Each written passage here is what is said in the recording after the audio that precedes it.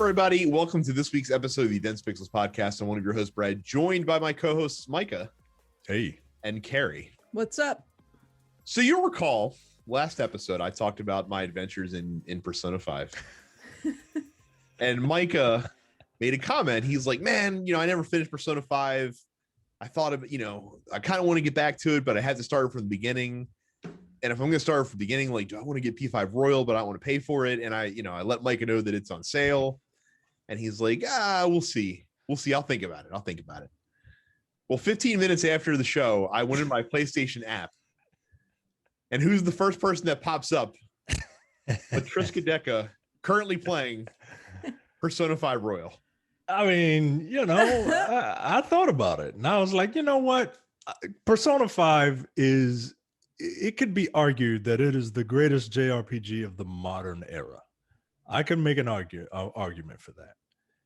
And I never finished it because it was like something else came out. And now I'm like, well, I didn't finish it. So let me play a longer version of the game. Yep. I gotta finish it. Look, it upgraded. I'm not going to go back to the previous one. Like, get out of here. Royal has, I thought, having played through both vanilla P5 and then Royal all the way through when they both came out, I thought just even the small quality of life upgrades for Royal make a huge difference. So yeah. I've seen some of those quality of life upgrades. It's not enough to get me to want to spend money on this game that I got for free. That's fair. But I'm still playing it slowly, though. I didn't play much last week. I did get to where I've arrived at the second palace, basically. Okay. So that's kind of where I'm at. It's still good. Really like the music in the second palace. So far it's all been gravy thus far. So I can't imagine it's gonna get. Price is a good song. Yeah. It's the one thing even though I haven't played the game as much last week, I have been listening to the music on loop continually. Oh, sorry, not the. I thought you were at the bank. You're at the museum. Yeah, I'm at the museum. Yeah, it belongs in a museum. It's funny. So I normally like listening to covers of video game songs. So I think that other musical artists have interesting, takes on, these songs that are in the genre. No, like the OST versions are the superior versions of these songs in every way, shape, or form. There's no interpretation of a P5 cover that I've heard that I'm like, well, this is better or on par with the original. No, it's the original is tip top. Like, you're not gonna. I don't know. I thought my arrangement of Beneath the Mask was pretty fucking good. The arrangement's good, but it's like I'm talking about like the genre bending. Like, oh sure, yeah, yeah, that's fair. The only thing that is really good when it comes to like genre bending stuff, go check out, like, if you haven't yet, chiptune versions of Persona 5 soundtrack songs. They're amazing. Like, it's incredible. Like you're just like, man, like, what if we had video game music like this back in the early 90s? It'd be incredible. Where else Persona 5 is actually excellent is I finally found the ideal usage case for playing games on my phone, because playing P5 on my iPhone with my Backbone controller was actually really, really good because it's think about it. It's a turn-based JRPG. You do not need it's literally broken up into days. Yeah, you can it's a game you can play for 15 minutes at a time. It is, which is why they should. I don't know why they haven't put the fucking thing on Switch. It's not like it couldn't handle it. They put the game on PlayStation 3, but yeah, it's like you can pick it up and put it down. It looks great on the phone. Sounds good in AirPods It's why Persona 3 Portable and Persona 4 Golden on PSP and Vita respectively were both as big successes as they were, and both considered to be the best versions of those titles. Well, and it defeats the one problem that you have when you're using remote play, and that is just the very minuscule, but depending on the game you're playing, very noticeable input lag. In a JRPG that's not real-time combat, you don't notice that at all. Like, it just plays how it's supposed to play. So that was a lot of fun. Like that's probably the best like playing my console on a mobile experience that I've had so far. What is not a great experience in terms of console gaming on your mobile is using xCloud over a 4G connection, at least for right now. Because again, it's still in beta. It's not fair to cast, long-ranging projections on where it's at right now because it's beta. But in beta, it's not great. Not great. Which, again, thinking cloud streaming, like streaming stuff in, which is essentially a video connection of sorts, you think would be fine. Like, you think it'd be no worse than YouTube, right? Like, you might expect some input lag. So I started playing Monster Train on Xbox Live, another one of those roguelike deck building games that's out there that I just can't seem to get enough of. I don't have a lot to say about the game yet because it's okay. I heard a lot of really good things on PC, but it's fine. It's definitely not like top of the genre. But playing it over mobile, I figured like if any game would be okay, like a game where you're just picking cards and selecting and pressing a button to confirm and stuff like that would work well. It does not. So if you have xCloud right now, Wi-Fi only, I would recommend. And even then, while the video connection and the input lag has been okay over Wi-Fi, there's some like major audio issues going on with xCloud where you get like a lot of audio popping and crackling and stuff like that. And I'm willing to bet that they're going to sort that out eventually. But it's just not a great experience right now. So the one place that I haven't tried xCloud yet is on my Mac. And I'm really hoping that at least on the Mac, it's a good experience. Because if it's not, then I'm going to be forced to buy an Xbox. And I really don't want to have to do that because, again, like I said, there seems to be a lot of really good games that are coming exclusively to Xbox in the next year or so. I would really like to play. Kind of getting interested tangentially in Elden Ring, only because I'm being bombarded by soul content from YouTube channels that I watch. Oh. And I don't want to buy Demon Souls on PS5. Because I know that game will be a PlayStation Plus game at some point. Yeah, that's for sure. What I was thinking about doing eventually, once I maybe get done Persona, is maybe checking out a game I already own in Bloodborne. So we'll see how that goes. But I feel strengthened. Like I feel strengthened to take on a Souls game because all these games that people say are like really difficult, I've now been playing, and I'm like, it's difficult, but it's not like crushingly difficult. None of those games are impossible. A lot of it is old school pattern recognition. Right. And I'm an old man, so it's fine. Like it works totally. I played. If you can go from Glass Joe to Mike Tyson, you can get through one of those games. Yeah. It's just pattern recognition for they're like I said, they're very intimidating. And then when you talk to some people, they're just like, nah, it's high barrier of entry. Once you get into it, it's good. That's what my husband keeps telling me. He's like, you should play Dark Souls. And I'm like, You know what's ironic is that you probably would be fine at them because I feel like if you're good at Monster Hunter, like you can probably be good at a probably. Yeah. Monster Hunter, I keep being told it's like Souls except oops all bosses. Like yeah. So how many hours did you have to put into SMT Nocturne to polish that off? So that's a game I played in like really small spurts. 35 hours. That's not bad. Yeah, pretty good. Like the mainline SMT games are not nearly as long as Persona. Right. Yeah. I did finish Nocturne. I finished it yesterday. Yeah, I mean that game is still really good. It's still definitely one of these generational JRPGs.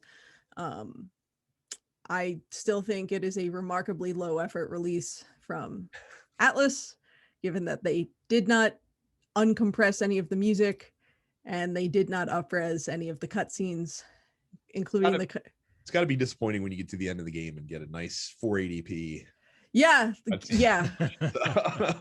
Yeah, just not great. Like a lot of I opted, there's 6 possible endings. There is the 3 reasons that you can choose to back, or if you choose to back 2 or more of them or none of them, you can opt for either the freedom ending, the demon ending, or the true demon ending.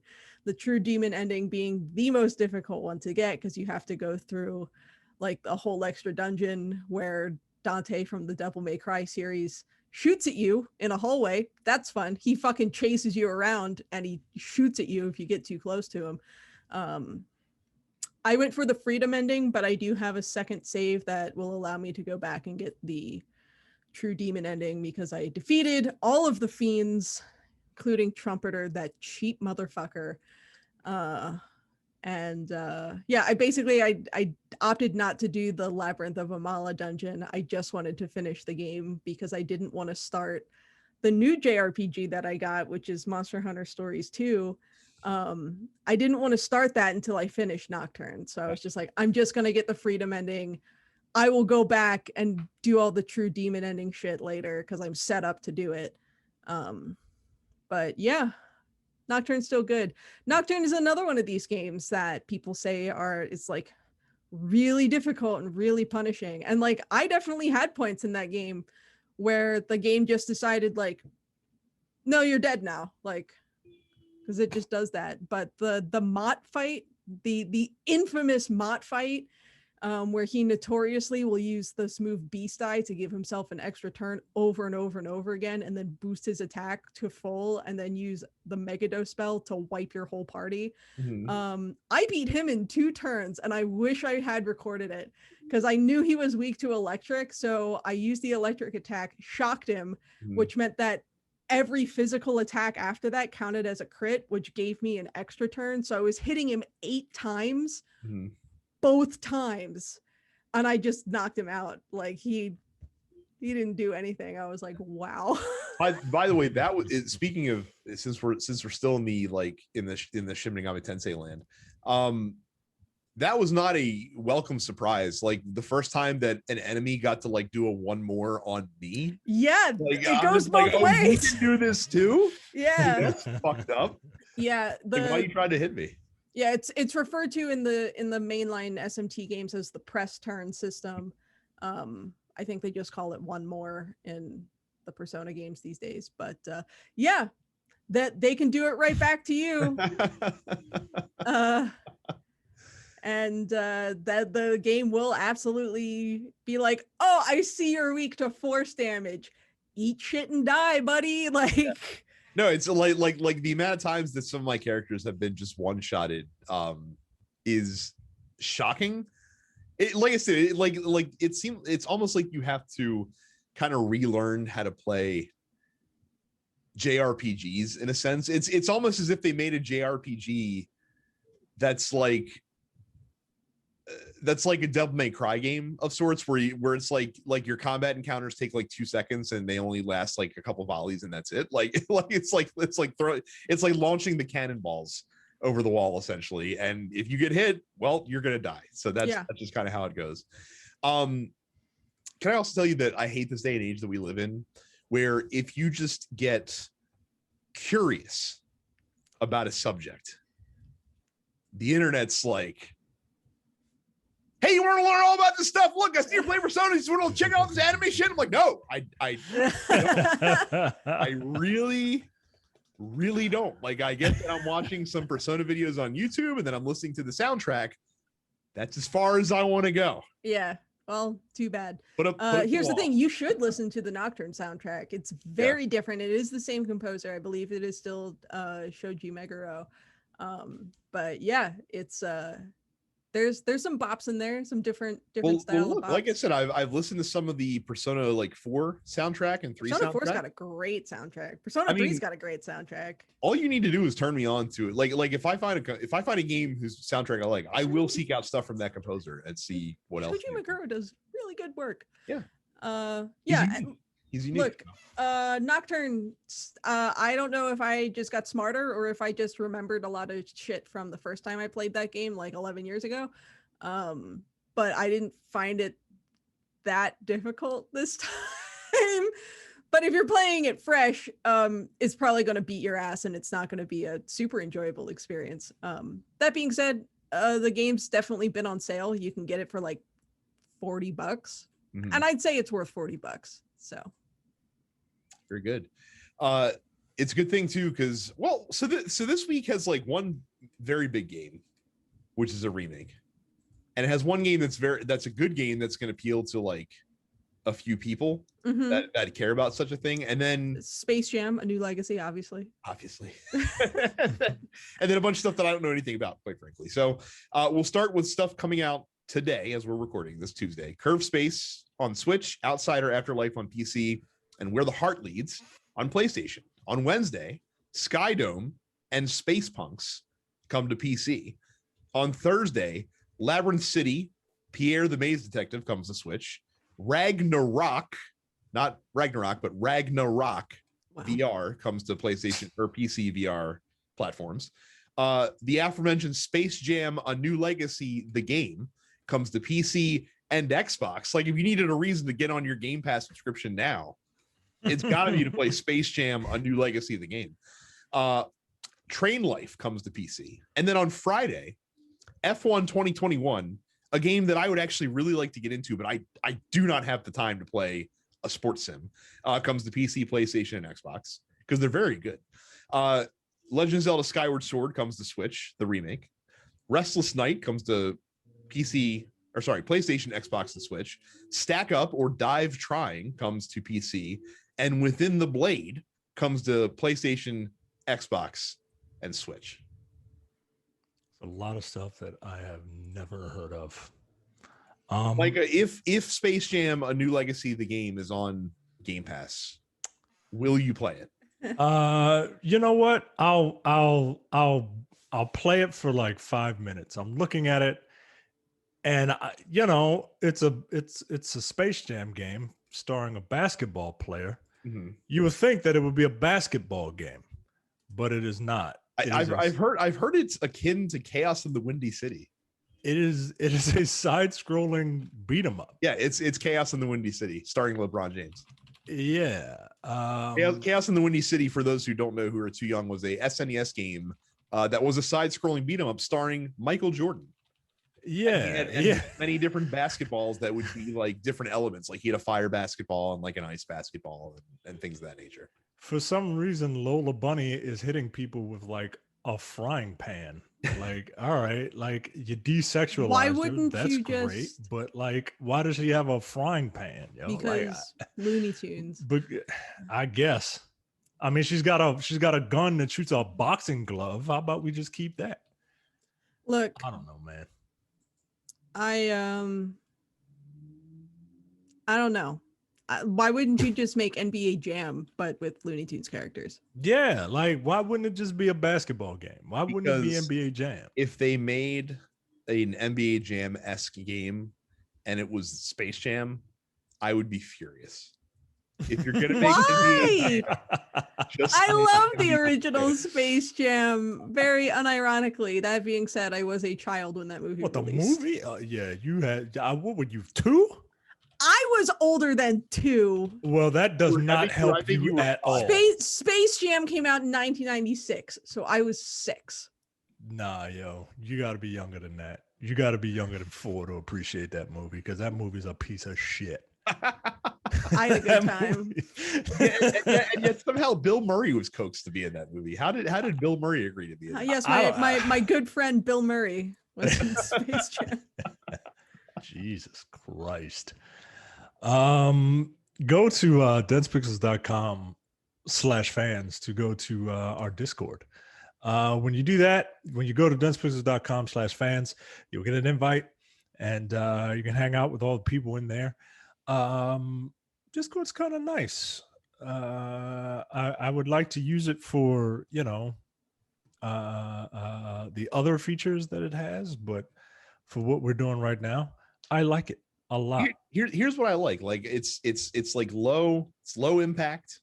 You don't feel like, compelled like to log in every 5 minutes to look at stuff. You don't have to. There's not nearly as much like comment threading, which some people really like, but I feel like that just gets you on the platform more. There's a higher variety of different reaction things you can do, some of which are quite hilarious, including the custom ones in the Nerdpocalypse Discord channel. So, yeah. like That's that. one of them. So yeah, go to dunsepixels.com/fans to get invited into our Discord. And while you're on the internet, I know that, most people only have a limited amount of time to actually be on the internet. So while you're on the internet, go to youtube.com/dunsepixels and subscribe. And since you're just like throwing out subscriptions, like a drug dealer throwing out turkeys at Thanksgiving, subscribe to all of the TNP shows wherever you get your podcast. That was a thing. That was a thing back in the 80s and 90s. Was it? Yeah, so the drug dealers would ingratiate themselves in the community so that, oh yeah, I'm a nice guy. I'm a nice guy. Look at watch New Jack City and what was that movie starring Denzel Washington? I can't remember, but yeah, they had drug dealers just handing out turkeys, man. Just because that's what they do. Subscribe to all the TMP Studios podcasts, wherever you get your podcasts, including the Nerd Apocalypse, Black on Black Cinema, where we are doing Guess Who's Coming to Dinner, not Guess Who, Guess Who's Coming to Dinner. Coming Distractions, and the weekly preview episode of the Look Forward Political Podcast. If all that podcasting is not enough, you can go to dunsepixels.com/premium, and for $5 a month or $50 for the full year, that's a savings of 2 months. You get 2 months free doing that. You can access the premium slate of podcasts, including the Airing of Grievances, No Time to Bleed, The Men with the Golden Tongues, which we are in the middle of our Metal Gear Solid retrospective, Upstage Conversation, and the full episode of the Look Forward Political Podcast. Now, look, I talked to Jay yesterday, and I asked him to have the show ready today at a time that I will be able to listen to it. And of course, Jay, being the person who does a half-assed job, he only got it up today, but he didn't get it up before we started recording. It literally posted it like pretty much as we started hitting record. Because that's just how he is. That is how he is. So I can't wait to listen to it. And you can listen to it by going to dunsepixels.com/premium. I will tell you with Look Forward this week, if you are a premium member, the last 25 minutes of the show are hilarious because of the This Week is Stupid story that had probably the most mileage of any This Week is Stupid story has ever had in the world, in the history of the show. So we'll see. So the modern Assassin's Creed games, to me, are kind of like live service games that just don't have other actual people in them, like with the amount of content that they have and how much there is to do and stuff like that. So I guess Ubisoft decided, like, we're just going to drop the pretext essentially, because they've announced, according to they haven't announced this, Bloomberg is reporting, so it's got to be good, that the next Assassin's Creed game in the franchise is going to unfold across multiple historical settings and receive persistent updates. So essentially, it's going to become a live service game in and of itself. Ubisoft did then confirm the story later. They're developing what they're calling Assassin's Creed Infinity, which they're saying is, quote, a collaborative cross-studio structure between Ubisoft Montreal and Ubisoft Quebec. It will guide, grow, evolve, and define the overall future of Assassin's Creed that includes an important upcoming early in development project with the Assassin's Creed Infinity code name. Micah, you and I like this series quite a bit, especially the modern turn that they've taken, becoming sprawling open world RPGs. So they went from being just sandbox action games to Witcher-esque, Skyrim-esque sized role-playing games to now live service games. Does this excite you? Like, are you excited for this development to see what it has to bring for us, or do you kind of just prefer where the franchise is sitting right now?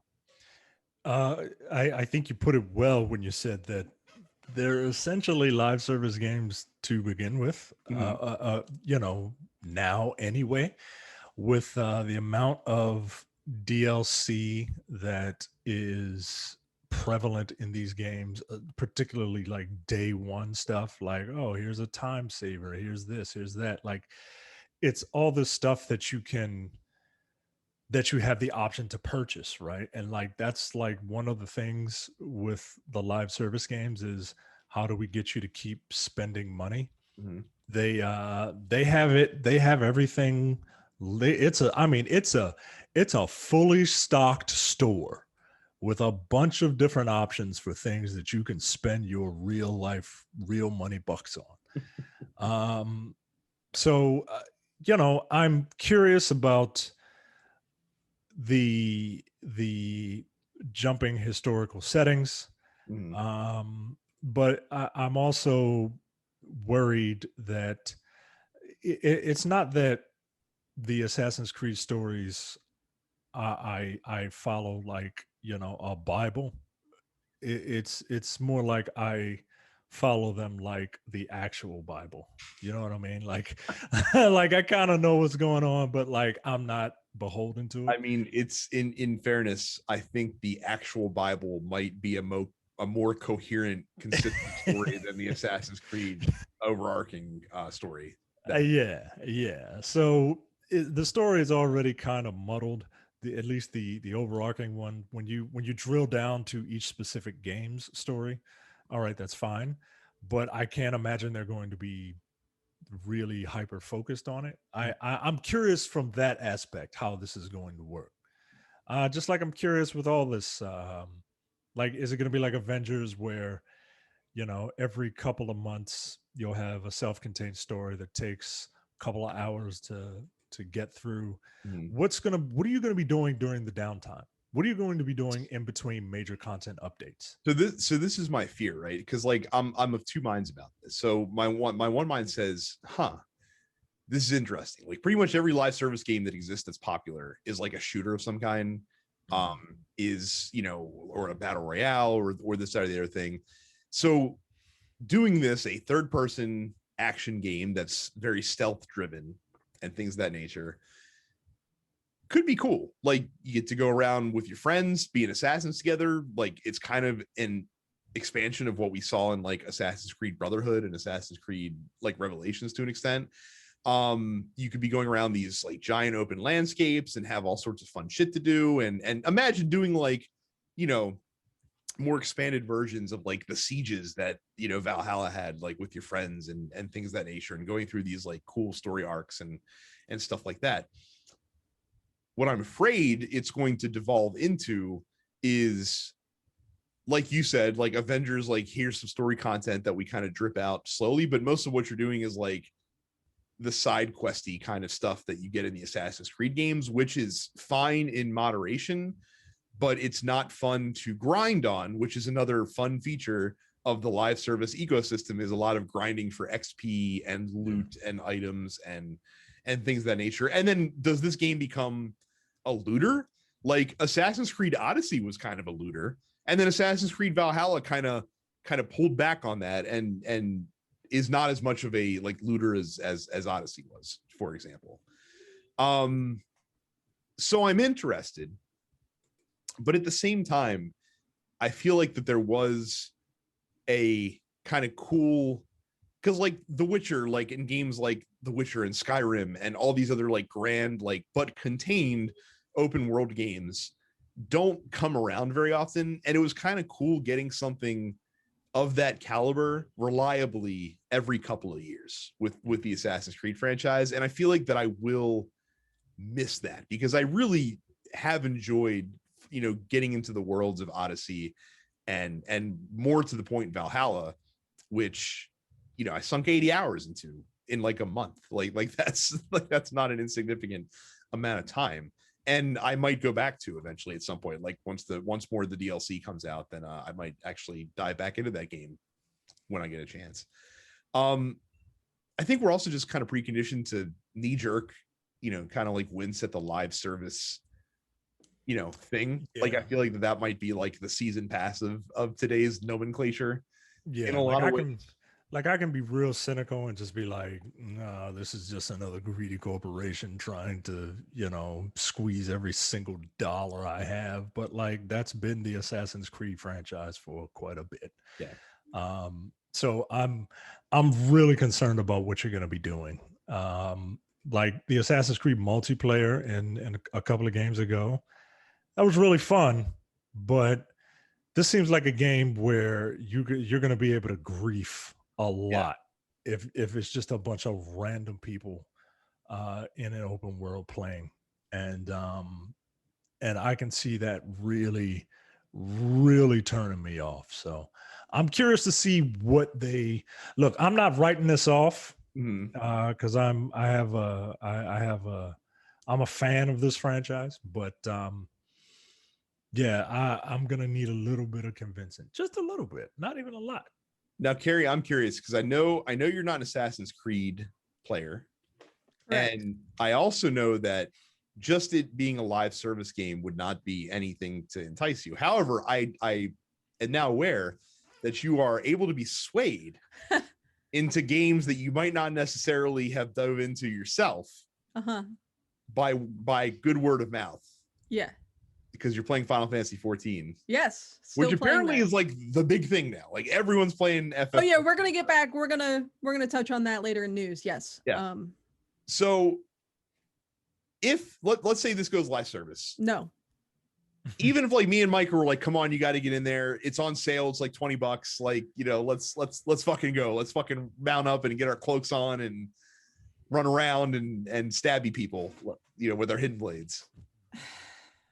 I feel like this opens the door for you. I feel like it does a little bit. I've played an Assassin's Creed game before. I played a couple of the early ones. I played like 1 and 2. And that was about it. Look, what? as with any kind of multiplayer experience, I need to have like a crew of people already established being like, this is good, and we're gonna gently carry you into this and get you used to it, and then we're gonna take your training wheels off and you can ride into the sunset on your own. Like none of the styles of any of these other, you know, live service games, looter shooters have ever appealed to me. Like Destiny never appealed to me. Well, you're not really a shooter player that much. I play Fallout, and that's about it. Yo, come on, yo. Fallout and shooter, yo. Yeah. What historical setting would get you to be like, would be the one that was just like, maybe I will give this a shot? Assassin's Creed Kanto. I would be interested in like, you know, feudal Japan or ancient Egypt. I've always been a bit of like Egyptian lore. Yeah, I know. I haven't played that. I haven't played that game. I have no interest in it. Yeah, I mean, if it comes out and it's great and you guys are like, hey, you should do it, maybe I will. Who knows? But like, I've never gotten into like a big multiplayer game on my own. Like there's always been someone else who's been like, come on, you can do it.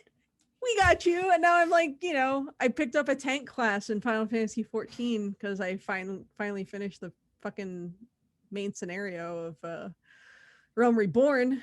So I unlocked the Dark Knight class, and that's been a lot of fun so far. But yeah, I mean, if it's good, it's good. If it's good and I have people to play with, then maybe I'll pick it up. But it would never be something I would buy on launch. The problem is, like I said, the biggest fear I have, and I just thought about this as we were talking about it, is Ubisoft is not doing this because they're like, we can make the Assassin's Creed franchise better. They're coming at this from the standpoint of how can we keep people playing Assassin's Creed as much as possible. Yeah. And that's never good, because that just leads to, you know, very shitty like carrot stick mechanics and that kind of stuff that can wear on you over time. So we'll see. I'm not going to write it off, obviously, but I'm very curious to see what ends up happening here. So I'm happy to report that I found a kindred spirit in Hideo Kojima. For the last several weeks, I've railed against the emergence of the director's cut editions of games that are now coming out, because I think it's a stupid term to use for video game. And Hideo Kojima agrees, because he said, quote, a director's cut in a movie is an additional edit to a shortened version that was either released reluctantly because the director did not have the right to edit it, or because the running time had to be shortened. In the game, it is not what was cut, but what was additionally produced that was included. So in my opinion, I don't like to call it a director's cut. So I would advise Hideo Kojima to perhaps take it up with the head of Kojima Production Studios, possibly change the name of the Death Stranding director's cut to something else, since he obviously does not want to call it that. Look, I understand his logic. But this is a director's cut is because something was cut, and now this is my addition. Ain't nothing cut here. In fact, I'm gonna add more stuff to it. So just call it like Death Stranding bloated edition, Death Stranding distended edition, or something like that. Like for the record, his suggested name is arguably worse and at least equally as stupid, because he wants to call it the Director's Plus edition.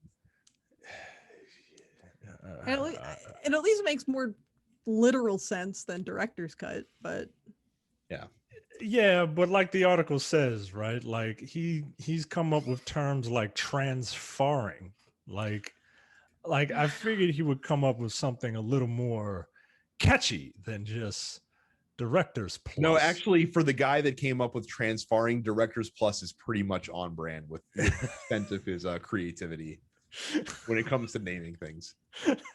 So guys, it's been a really shitty week to be someone that enjoys soccer quite a bit. So I talked about unless you're a fan of Italy, I only guess. If you're a fan of Italy. I am surprised there are big fans of Italy. And even then, if you are just a fan of soccer, like the culture of soccer this week has been real bad. I talked about this on Look Forward right out the gate. So even if you only listen to the free episode, you can get my thoughts on it. The European Championship was over the weekend. England was playing Italy. I didn't have a rooting interest, but the game went to penalties, and England had 3 penalty takers, all missed their penalties, which cost them the game. And I said, man, that sucks, especially because the last guy that took penalty was 19 years old. I was like, man, what a spot for that kid to be put in. I feel really bad for him. And then I went on Twitter after the fact, and a lot of progressive soccer pundits was like, fuck, these guys are going to get so much racial abuse heaped on them. And it then occurred to me, I was like, oh shit, all 3 guys that miss penalties are black. And sure enough, the racial abuse was hard and fast. Swift. And it was gross. And I felt really shitty about that. And England should be people in England should feel mortified for the people that participated in it, obviously, but also their compatriots for having that be the knee-jerk reaction. And I'm not trying to disperse all English folks, but I feel bad. Even listeners of the show, even I was talking to on Twitter this weekend, they're like, man, it's a really fucking shit time to be a Black Brit right now. And I'm like, I get it. I fucking get it. It's terrible. A story that flew under the radar was the dropping of Barcelona star and French national player Antoine Griezmann from his Konami contract. So Konami obviously makes the Pro Evolution Soccer series. They have a contract with Barcelona Football Club and with a lot of their individual players to promote the game. Well, a video surfaced from 2019 where he and a teammate of his on Barcelona, Ousmane Dembele, were shown mocking Asian hotel staff on video. And so Konami, a Japanese company, saw this and swiftly dropped Antoine Griezmann from his contract. And then here's the part that pisses me off the most about this story, is that both he and Ousmane Dembele went on Instagram. And so Ousmane Dembele was the video was recorded in Japan. That's why the hotel staff that they were making fun of right there was Asian. And they were making fun of them in a very racially charged manner. I haven't seen the video because it got pulled down over the weekend, but apparently not great. Ousmane Dembele said, well, this took place in Japan, but it could have taken place anywhere on the planet, and I would have used the same exact expression. I was not targeting any community. I just used this type of expression with my friends, regardless of their origins. Like the classic, you know, like, I don't have racist intent, so I can't be racist kind of thing. Usman Dembele, a black man, by the way, which I find. Well, we saw the exact same fucking surprised. thing with Stephen A. Smith regarding Shohei Ohtani this week. So, yeah, absolutely, 100%. And Stephen A. Smith, to his credit, was fucking. No, not to anyone's fucking credit. He got called out by a billion people online, and first he doubled down on it and was like, well, I didn't mean anything by it. And then I'm sure someone went to him and was like, you got to say something or we're gonna have to pull you off the air. Mickey Mouse did. Like, yeah, you better get your ass. But not only did he apologize, but he also let himself get fucking crapped on First Take for about 20 minutes today in the wake of it. I'm not throwing flowers at Stephen A. Smith. Yeah, I'm not throwing flowers at his feet. I'm just saying at least he didn't try to like dig his heels in and was like, fuck y'all. Like I wasn't, saying this. So Griezmann basically took the don't believe your lying eyes stance on it, saying I've always been against all forms of discrimination. People have wanted to paint me as someone that I'm not. I firmly refute the accusations made against me, and I'm sorry if I've offended any of my Japanese friends. So wait, you refute the fact that you did it, but you're apologizing to your Japanese friends that you did it? But you're on video, bro. Like you're on video. So Konami's pissed off about this. Barcelona's apparently pissed off about this. So he'll get a firm talking to. Nothing will actually happen. Antoine Griezmann is one of the best forwards in the world. So obviously, like, Barca's not gonna. They might fine him or something, or maybe even suspend him for a game. But the punishment will not be harsh on him. Again, don't be racist. It's not fucking hard. It's not hard. Like, it's really not hard. And there are people that will be quick to flock in and be like, well, culture in Europe. No, culture in Europe may be different, but racism is wrong everywhere. And you're old enough to fucking know that. Antoine Griezmann is not, like he's a woke. I don't know if he's a woke guy, but he's young. Like, he's of a generation that was brought up, hopefully understanding that racism isn't cool. So, like, the dude's like 29 years old. Like, it's not like there's no fucking. It's I don't know, the amount of, again, like the amount of racism towards Asians that we've seen from Black people recently boggles my fucking mind. It doesn't boggle my mind at all. Like, black people we're not all the same, I know, across races and stuff like that. No race is a monolith.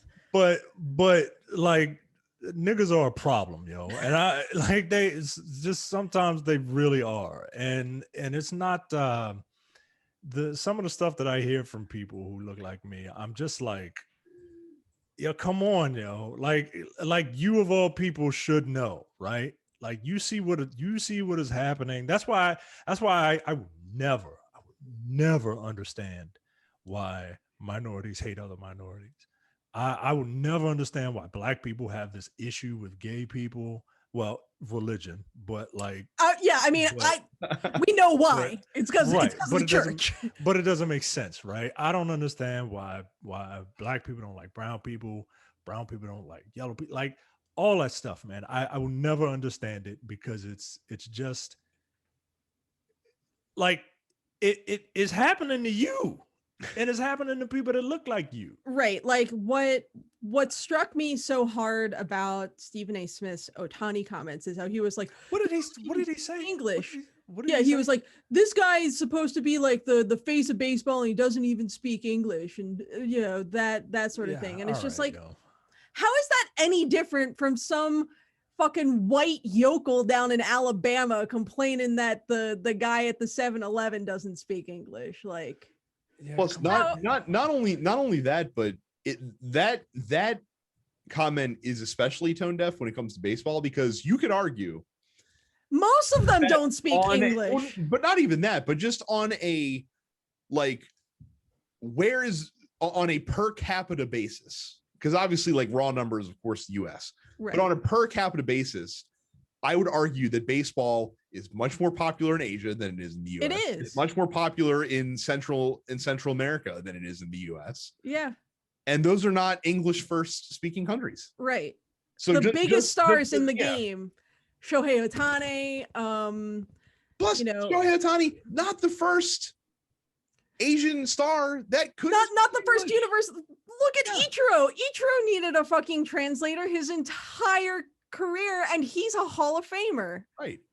Period. Like, it doesn't make any fucking sense to me. Yeah. I need people across all races, genders, sexual orientations to fucking do better. Like, you're not gonna change people's like, you're not gonna change their habits, right? You're not gonna change their thought process. It's very difficult to do that, particularly with like late 20s, early 30s. Like, you're kind of set in your ways. But I'm hoping you can at least change the behavior. Mm-hmm. Like, just shut up. Like, just don't, like, you can have all the fucked up thoughts. You shouldn't. You can have all the fucked up thoughts in your head. You shouldn't, but you really shouldn't. But like, don't act on. At the very least, like, that's the easiest thing to do. Mm-hmm. And I just don't understand it.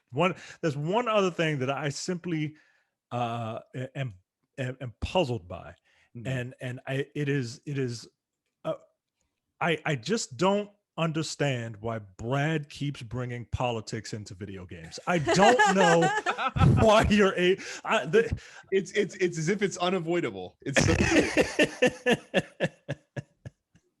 as if we can't help it. Because politics just happens to like stick its head up. Like, hey, over here. I'm just the gall of like tweeting the things that were being tweeted at like Marcus Rashford and Saka and Jadon Sancho.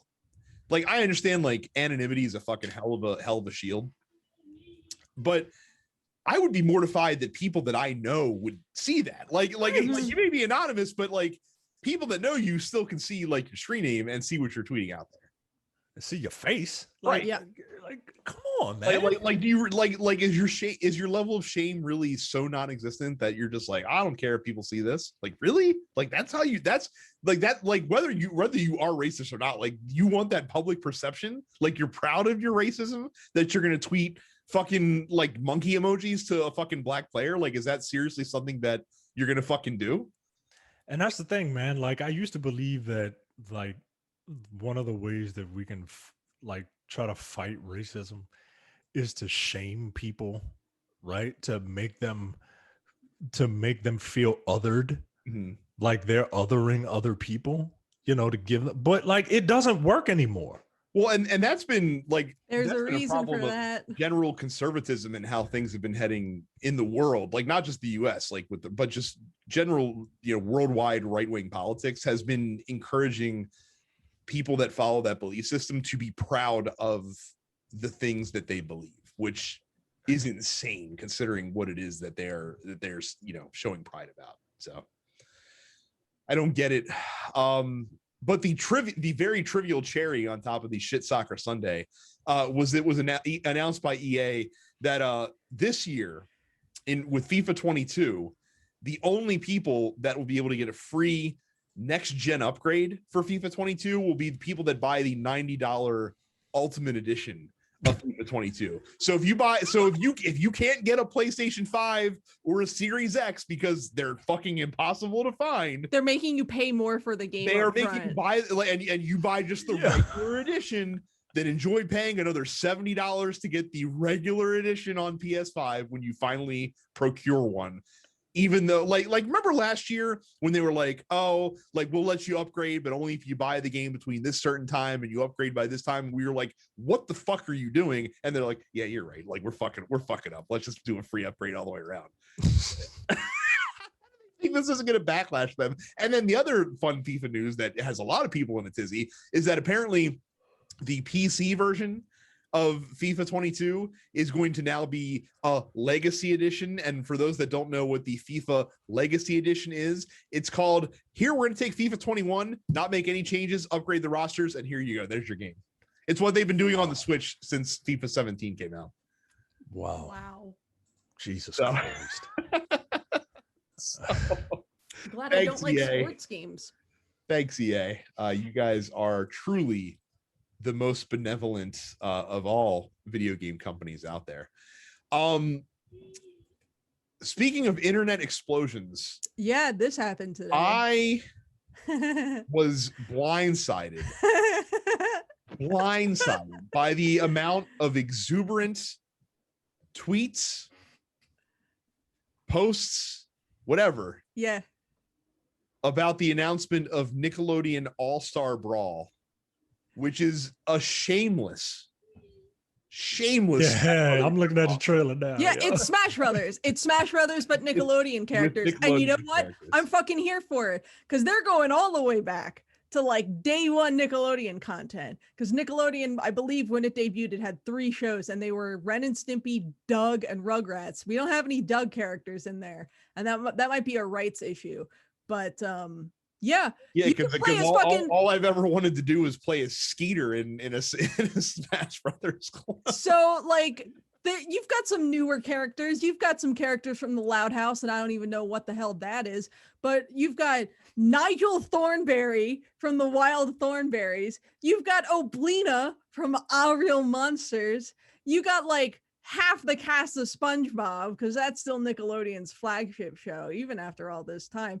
You got some Ninja Turtles in there. You got Zim from Invader Zim. You've got fucking Helga Pataki from Hey Arnold. You got Reptar from Rugrats. And what I am most excited about is Powdered Toast Man. Powdered Toast Man! Yeah, I fucking love Powdered Toast Man. I have a statue of Powdered Toast Man in my kitchen, no joke.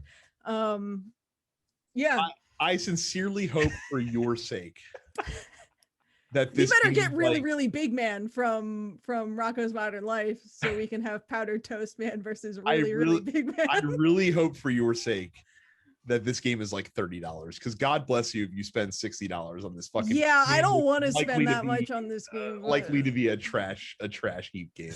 Yeah. That being said, I'm absolutely fucking playing it because it's hitting that nostalgia button in my brain. This feels like the perfect drunk party game for millennials.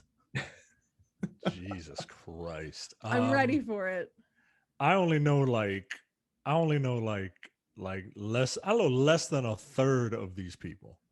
But hey man, to be perfectly honest with you, I'm shocked that it has taken this long for something like this to come out. Like Nickelodeon, like you said, like it's there are a ton of people who grew up watching all of these shows, and for PlayStation All-Stars to have existed before this seems kind of silly to me. But yeah, I'm hoping for some Rocco's Modern Life representation on this roster. That's basically it. I would like to see, like, I'm glad we've got Powdered Toast Man. That's fucking incredible. I really think they missed the boat on PlayStation All-Stars. Like, they should have just shamelessly ripped off Smash Brothers. It would have been 10 times better if they didn't just have that weird fighting system in the game. No, we got to get a Doug representative in it. Doug has to be in it, and Doug has to it has to be Quail Man. It has to turn 100%. into Quail Man. He has to turn into Quail Man for his like. It 100% has to be Quail Man. Yeah. so there's that. Fuck it. I'm gonna play it, and I'm gonna have a rowdy good time. Or what if the game is good or not? Like, they're not leaning hard enough into what this could be. Like you could easily start incorporating like the live action characters. Like you could do like Pete and they'll be like ice climbers Yo, in the game. And yo, like, they put Pete in there. yeah, like to get Or Clarissa. you could do like any team from Legends of the Hidden Temple and have it be a palette swap, but they would all function the same way. You know what Legends like Legends of Hidden Temple's a stage, right? Like it's got to be a stage. Oh yeah, like you have to have Olmec in the back, right? Yeah. Double Dare, give me a double dare stage. Like, what are you doing? Like, what are you doing? Like, Mark Summers could You're be right. Give me a double dare stage. Give me a guts stage, like on the aggro crag, obviously. The aggro crag. Yeah. I'm buying into this game now. You swayed me, but only. Well, again, they have to hit the right form of nostalgia for me. Like I'm not a big like Nicktoons guy. Like I used to watch the live action stuff because that's the age group. Can I get Clarissa? Yeah. All right. Now, okay. It all. All right. Yeah. Calm down. Give me, I don't want to get excited. Give me Clarissa with her pet alligator. Like, could you imagine all the assists that can be in here, right? Yeah. Like you just like if you don't know what to do with someone, like throw Keenan and Kel in as like some sort of assist or something. You know what I mean? Like, yeah, man. Like you gotta go deep, man. You gotta go deep. It would be really, really meta, but can we get a really low poly Nick Arcade stage? What's Mike O'Malley doing? He could be like the announcer in the game. He's stuff.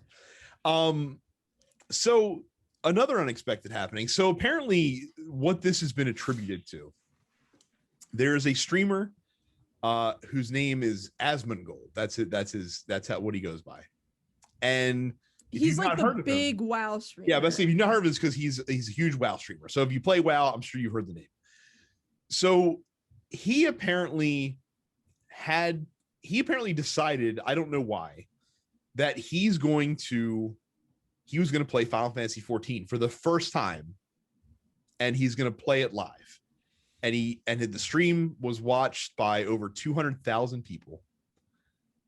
And apparently he liked it. And so this extra attention being shown on the game, I guess, has gotten Final Fantasy XIV to blow the fuck up, including by our very own Carrie. I didn't play because of this guy. I don't even know who he is. Here's the thing. So he apparently started streaming FF14 like a week after I started playing. Okay. Yeah, there's a lot of. So what you're saying is you started. It was me. Yes, obviously. Yeah, this is my fault. Asmongold was like, man, Carrie's playing Final Fantasy XIV. I should probably check this out. Mm-hmm. It's so popular that Square. So like the game's available for free to download, right? Like you can download as much as you want. Mm-hmm. I did not realize that each of those free downloads had a key associated with it. Like it makes sense when you think about it. It's just a key that you don't pay for. They ran out of keys. Like they ran out of keys at some point where they could not issue new copies of the game out to people who were curious to try it. Servers are at capacity. Yeah. That being said, it hasn't really impacted my gameplay at all. I haven't experienced any kind of lag or anything like that. But yeah, you can tell that a lot of new people are playing because there's a lot of people with this little sprout icon next to their name, and that means that they're new. So yeah, whole lot of people playing FF14.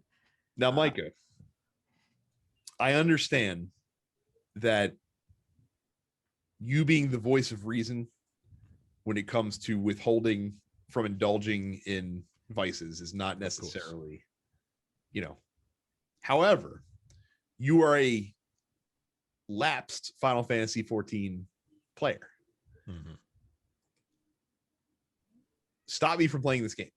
Stop me from at least downloading this and checking it out. You don't have the time. Fair enough.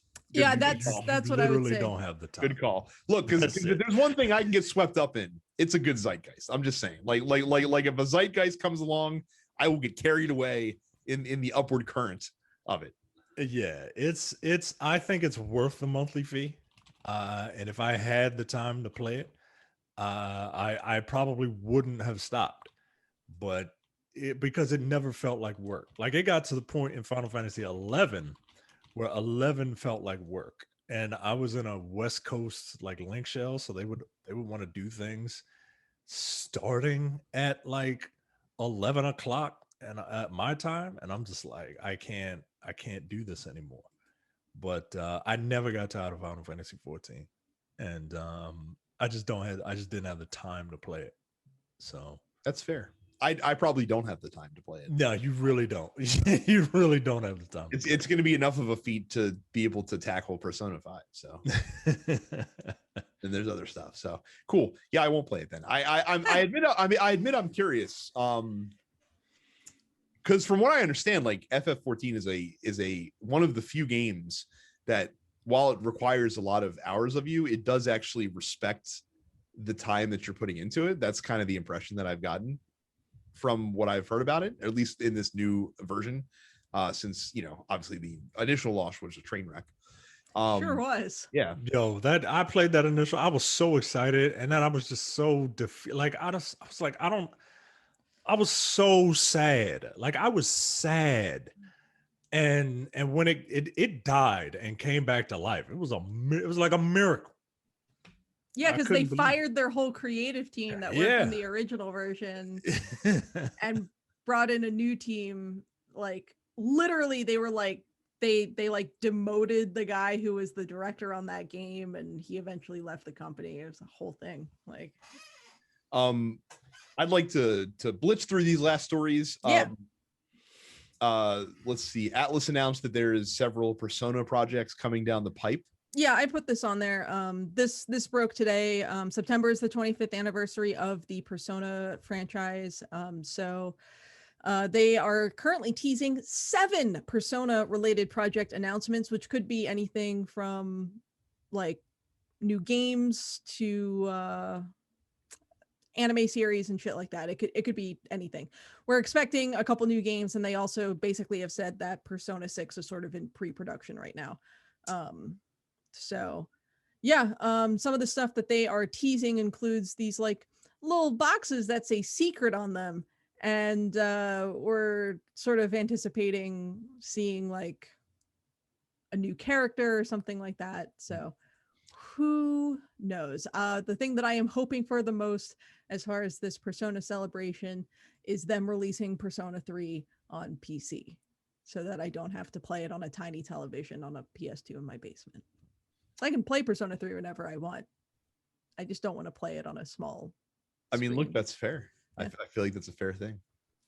Summer Games Done Quick had their stream over the holiday weekend. I wish I remembered that it was happening, because I would have wanted to watch some of that stuff. But I watched a lot of it. Very good. They came in at a total of 2.8 million raised for Doctors Without Borders, which is great. The donations from this latest Summer Games Done Quick means that the GDQ marathons over the last 10 years have now raised more than $34 million for charity, with most of that having gone to Doctors Without Borders from Summer Games Done Quick and the Prevent Cancer Foundation from the Winter Awesome Games Done Quick. There were a lot of really good runs. My favorite was obviously the Golden Sun The Lost Age run, which happened last Wednesday. Plexa turned that game inside out. That game still takes me a really long time to finish. That game's like a 35-40 hour game for me, and he finished it in 6 hours. The only one that I did get to catch some of was named Danger doing a Mario Odyssey speed run. Mm-hmm. And the efficiency to which he was collecting moons is insane. And he was doing what's called Talkatoo%, where he had to go get the moons that the Talkatoo specifically referred to. Yes. But like, so knows exactly where they are, like the best route to get to them. Like, just didn't have to think about it. Just like, oh, this moon, okay, cool. Like, we're going here, and this other thing. I'm like, I don't want to know how many hours you've sunk into this game, but it's probably just a ridiculous amount. Yeah. Google Stadia, still around somehow. They're now, starting in October, going to be giving an 85% revenue split for games released after October 1st to developers. The split apparently, though, is only for the first $3 million earned and is only lasting until 2023. And apparently Google has been giving 70% of Stadia Pro monthly revenue to developers that have games on the service, which is more of the traditional 70-30 split that we typically see in the industry. I guess it's good that this extra revenue is headed their way. Why you can't just do a permanent 85% share and make it retroactive, I have no fucking idea. You're Google. This, you don't need the money like that badly. I don't feel like. So yeah, once again, Epic's still definitely the most developer friendly of the PC based services. And then finally, Ghostwire Tokyo has been delayed into 2022. We don't normally mention game delays, but I wanted to mention this one because they are doing it to, quote, protect the health of their staff working on the game. Now, I don't know if this is related to crunch or if this is related to like, we really want to get people back in the office together, but coronavirus is still kicking off in Japan like crazy right now, and we don't want to have to force people to do that. Either way, I think it's a good look for the developers from Tango Gameworks. So yeah. Good on them. Wait a little longer for your game. Again, take care of people that make your games. It's the right thing to do. There you go. Cool. Yeah. Post office time. Yeah. No, it's Amazon read time. I'm just off the ball because I went to densepixels.com/Amazon and I bought a swing set, and I spent a work day over 2 days trying to put it together. If you want to be ridiculous and buy a child's swing set and fort, go to densepixels.com/Amazon. That was a very dad thing of you to do. Yeah. I'm told that I'm supposed to do stuff like that now. The wife said, "Hey, she guilted me into it, right? She's like, I know what I want for my birthday." I'm like, what? She's like, I want this swing set for Maxwell. And I'm like, all right, yo, like, one, that's not going to be your birthday gift, right? Like, just say, let's get this, right? And so we got it. And at densepixels.com/Amazon. And I was like, oh, I could put this together. I used to put together all my IKEA furniture. I could put this thing together, right? And then nah, you need two people. You need two people. I recently put together a patio like rocker, like the bench size ones. And that's like probably a quarter of the size of whatever you were doing. And it still took me like 2 hours to do that shit, mostly by myself. Yeah. These things ain't no joke, man. These things ain't no joke. But he seemed to, well, when I first put him on it, the first words out of his mouth were, "I want to get down." And I'm just like, wow. like just like okay. All right.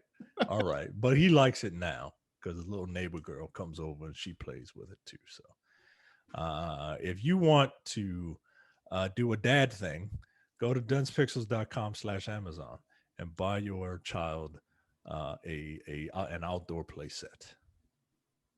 Daniel asks us, do you guys have a lot of time for your video games, or do you game whenever you're in the mood?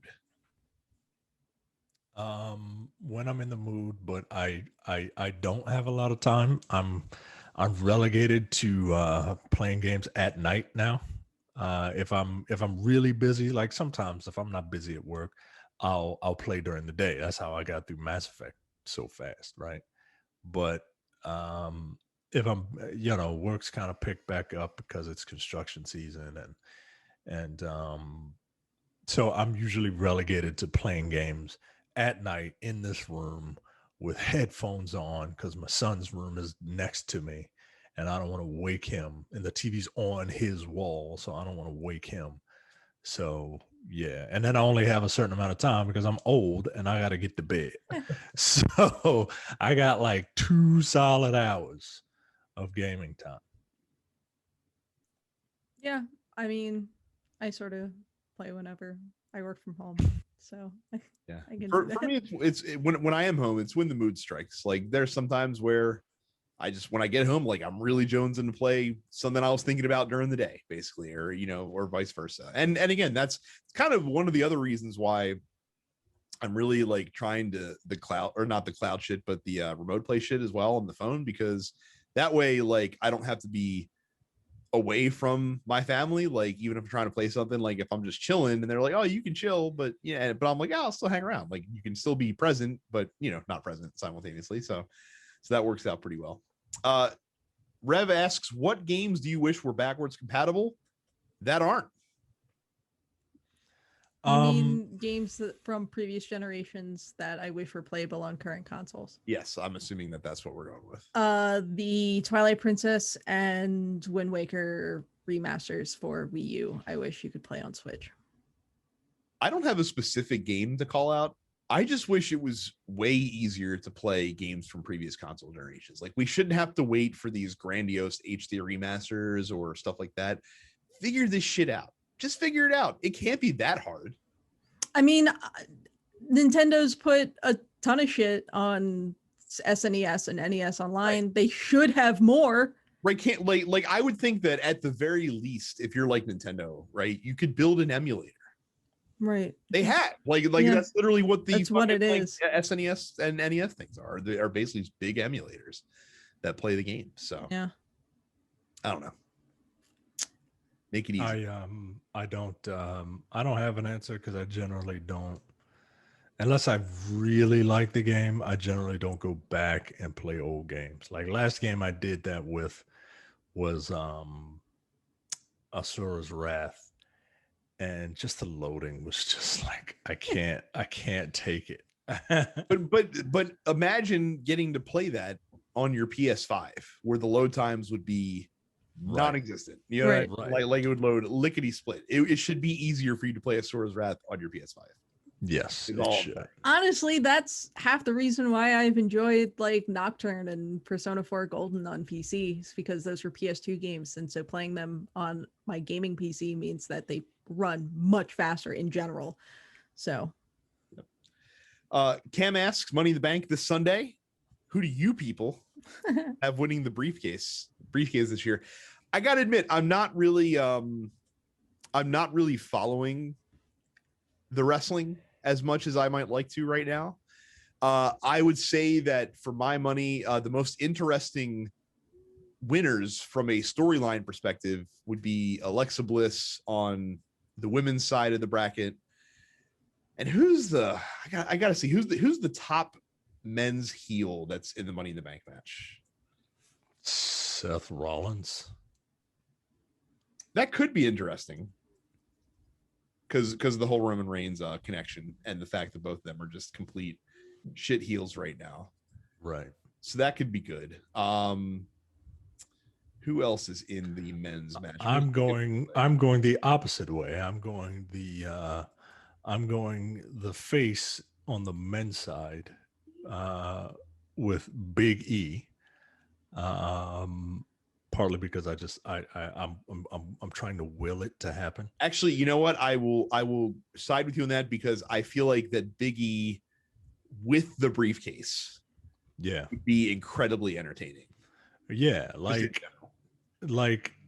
most of these guys I think have like programs that they're already in, but Big E doesn't. And then the women's side, I think TBD is going to win. I think honestly, that's whoever it is, that's probably who's going to win. It won't be Asuka. It won't be Zelina Vega. She just came back. Nikki Ash, Liv Morgan. It won't be Naomi, thanks to her husband.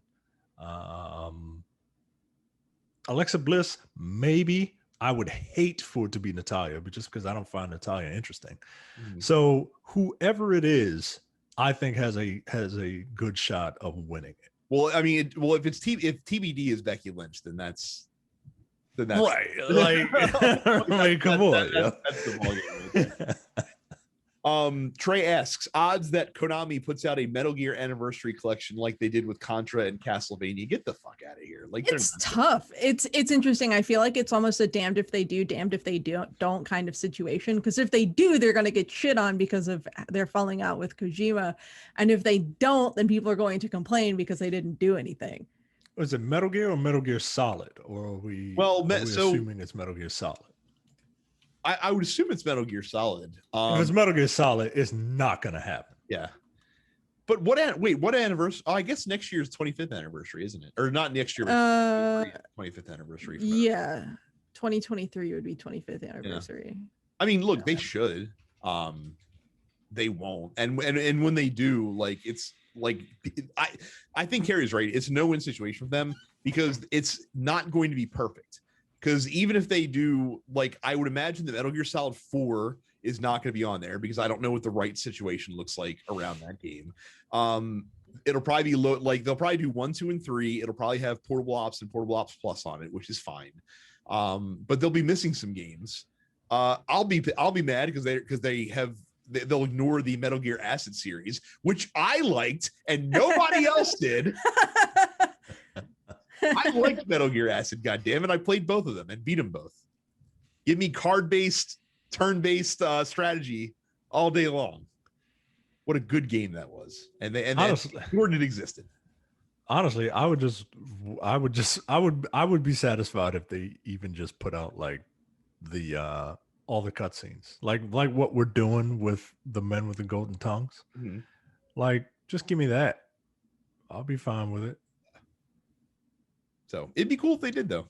Like I said, they'd be cool if they did. And then, like, if they put it out, like, they're going to put out the original version of 1, and people are like, well, why didn't you put out Twin Snakes? The Twin Snakes is a better version of the game. Like it's gonna that's gonna be what happens. So yeah. I don't think we will get it because Konami doesn't give us nice things. No, it's not a pachinko machine, so I don't think you're gonna get it. Mark asks, are there series or studio quirks that make you feel like you can predict how games will go? He says, for me, it's stuff like Far Cry, where there will be 2 choices at the end, and they're both morally ambiguous, and try to make the antagonist an anti-hero, or Bethesda games being a bit off in the feel and soul department, or certain games. I disagree with that, but okay. I knew you would. Or certain games assuming you feel much more of an attachment to certain characters. I also disagree with that. I think if a JRPG has good writing, then yeah, you get attached to the characters. That's the point of a good story. Yeah. For me, if I'm playing a game developed or published by Atlas, typically something within the larger umbrella of Shin Megami Tensei, I know I'm going to have to fight God at the end. That's it. In every Persona game, you fight God at the end. In Nocturne, you have to fight God at the end. Like, everything in a Shin Megami Tensei associated title ends with you flying up into the sky and punching God in the face.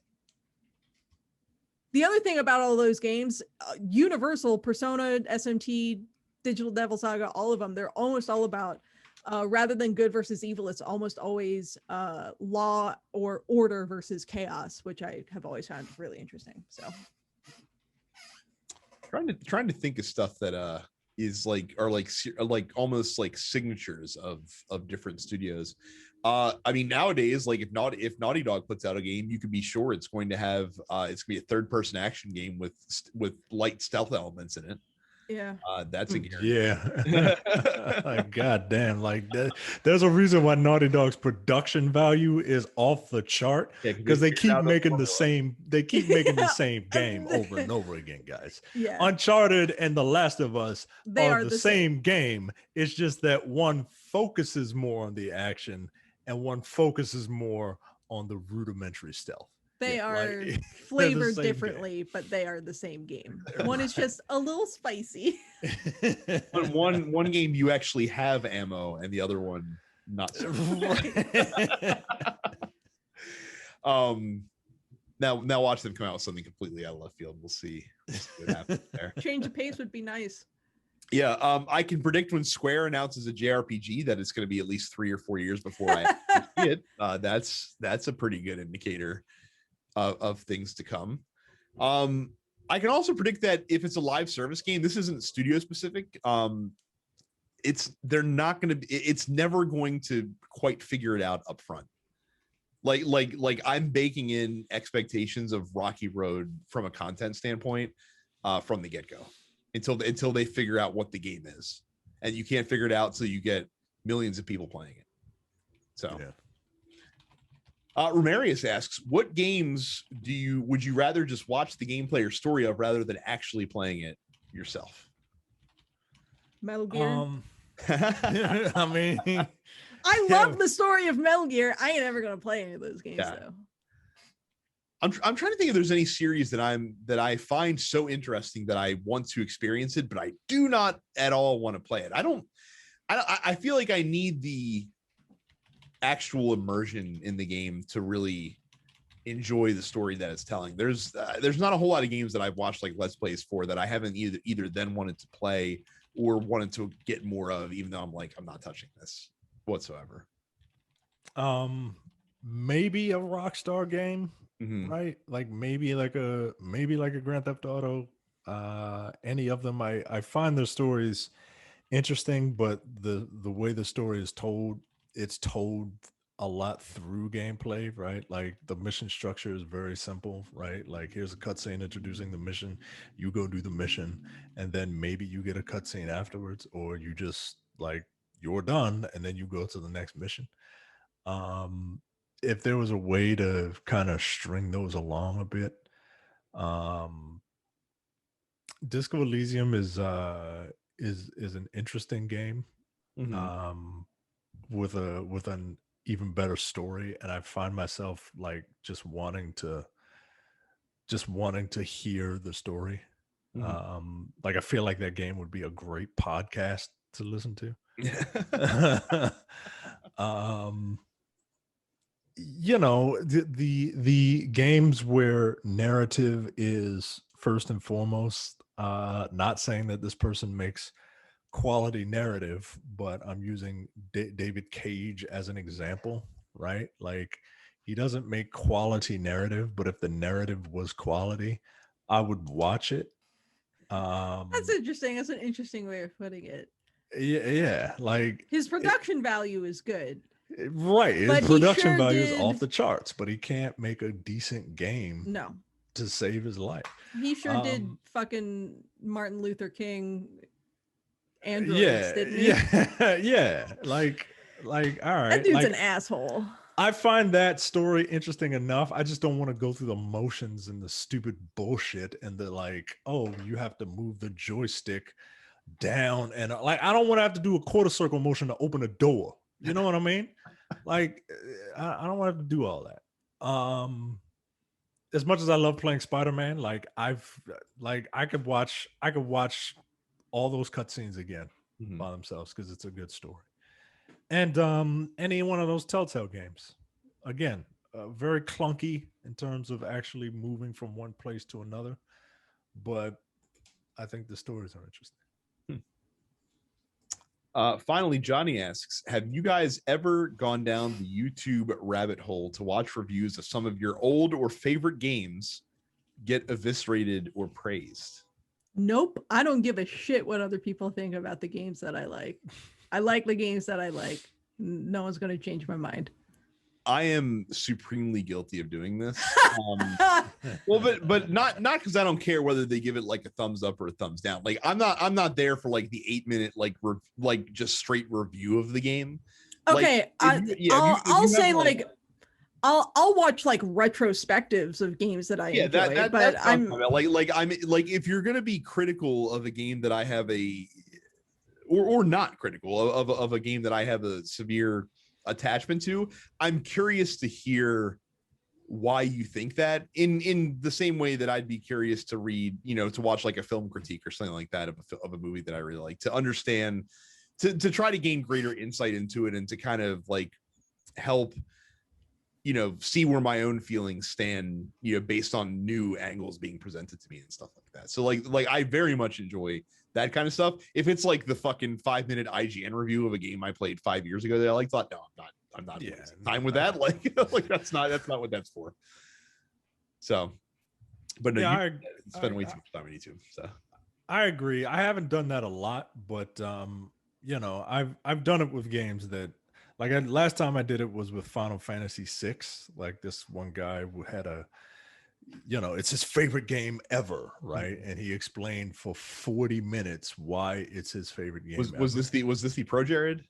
Yes. Review? Yeah. Dude, he fucking sucks. Yeah. Yo, I look. Pro Jared's the fucking worst, man. It's the only video of his I've seen. Good. Don't watch anymore because dude, he fucking sent pictures of his dick to teenagers and like cheated on his wife. Like, he sucks. Oh, I know all that. Yeah. All right. Well. Yeah. Like. Well, now I feel like shit. Sorry.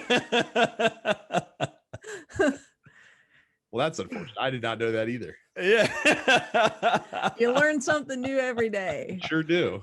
But yeah, so I don't know if to do this either. The most recent, speaking of YouTube, the most recent episode of No Clip that came out is a kind of like a documentary on the Demon Souls remastered, which I think is interesting because it's actually focused mostly on Blue Point Studios and how they basically take this old game that is beloved and modernize it, because they, you know, Blue Point also did the Shadow of the Colossus remake that came out a couple of years ago, right? And the Uncharted Collection remake as well. So give yourself a watch on that if you're inclined to be interested in that sort of thing. It's about an hour long. I'm most of the way through it now, but it's pretty good. It's a very interesting process to see what they go through to keep the same spirit of the game, but also modernize things to make it more palatable. Look, I love a good video essay. I love a good analysis. I'm not interested in reviews. I'm interested in retrospectives and analysis videos. Look, my favorite gaming related YouTube channel is 8-Bit Music Theory, which is a deep dive into how video game music is written and why things work the way that they do. So there's a lot of really good video game content out there on YouTube, and a lot of really bad video game content. A lot of really bad video game content. Yeah, but a lot of good stuff if you sift through enough of it. Fortunately, this piece of really good video game content on the internet, on YouTube, has come to an end. So make sure to send us questions in the post office, denspixels.com/fans, to get on the Discord channel. Subscribe to us wherever you get your podcast. Doesn't matter what app you get podcasts with. I guarantee you, Dense Pixels is in there. And you know what else is in there? All the other TNP Studio shows. You should subscribe to them too while you're there. Go on YouTube, mash that subscribe button, as Mike is partial is saying. Click the like. Let us know you like it. YouTube.com/DensePixels. And then you can follow us all on Twitch. I am Dense Pixels Brad. Terrence is Apparition 410. And Carrie is Suppets Carrie. Yep. Quick heads up. I am doing Extra Life again this year. I haven't settled on which game I'm going to do yet, but more details on that. Is it going to be Golden Sun? No. Is it going to be Golden Sun 2? No, it's I thought about doing a Golden Sun since this is the 20th anniversary of the franchise. I want to do something that people can be a little more involved in and like donate towards. I was thinking Fallout New Vegas and have people donate towards which of the 4 routes I go for. So that might be what I do. So very interesting. Yeah. So that's it for us. Thank you guys again very much for watching and listening. We'll see you all the next time. See ya. See ya. You're watching the Dense Pixels YouTube channel. Click the subscribe button while you're here and make sure you check out our weekly podcast where we discuss the latest gaming news and our impressions on what games we've been playing.